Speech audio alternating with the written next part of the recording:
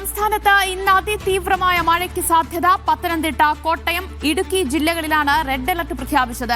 5 ജില്ലകളിൽ ഓറഞ്ച് അലർട്ടും പ്രഖ്യാപിച്ചിട്ടുണ്ട്. RB സനൂപ് തിരുവനന്തപുരത്ത് നിന്ന് വിവരങ്ങൾ നൽകും. സനൂപ, മഴയൊന്ന് കുറഞ്ഞതോടെ ഈ വെള്ളം കയറിയ ഇടങ്ങളിൽ നിന്നൊക്കെ വെള്ളം ഇറങ്ങി തുടങ്ങിയതേയുള്ളൂ. അപ്പോൾ വീണ്ടും അതിതീവ്ര മഴയ്ക്കുള്ള സാധ്യത പ്രവചിക്കുകയാണോ കാലാവസ്ഥാ കേന്ദ്രം?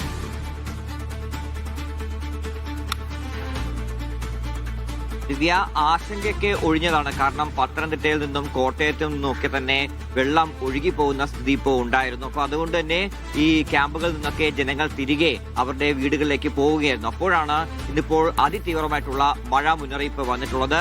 3 ജില്ലകളിലാണ് ഇന്ന് റെഡ് അലർട്ട് പ്രഖ്യാപിച്ചിട്ടുള്ളത്. കോട്ടയം, പത്തനംതിട്ട, അതേപോലെ ഇടുക്കി ജില്ലകളിൽ റെഡ് അലർട്ട് പ്രഖ്യാപിച്ചിട്ടുണ്ട്.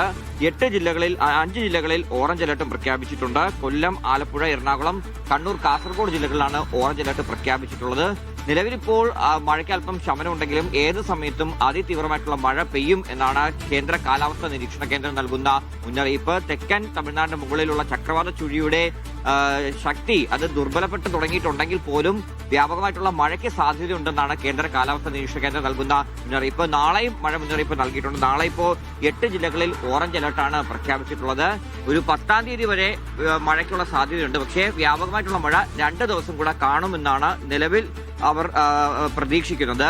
ശക്തമായ കാറ്റ് വീശാനുള്ള സാധ്യതയും നിലനിൽക്കുന്നുണ്ടെന്ന് കേന്ദ്ര കാലാവസ്ഥാ നിരീക്ഷണ കേന്ദ്രം പറയുന്നുണ്ട്. തീരദേശ പ്രദേശങ്ങളിൽ 40 മുതൽ 50 കിലോമീറ്റർ വേഗത്തിൽ കാറ്റ് വീശുമെന്നാണ് കേന്ദ്ര കാലാവസ്ഥാ നിരീക്ഷണ കേന്ദ്രം നൽകുന്ന മുന്നറിയിപ്പ്.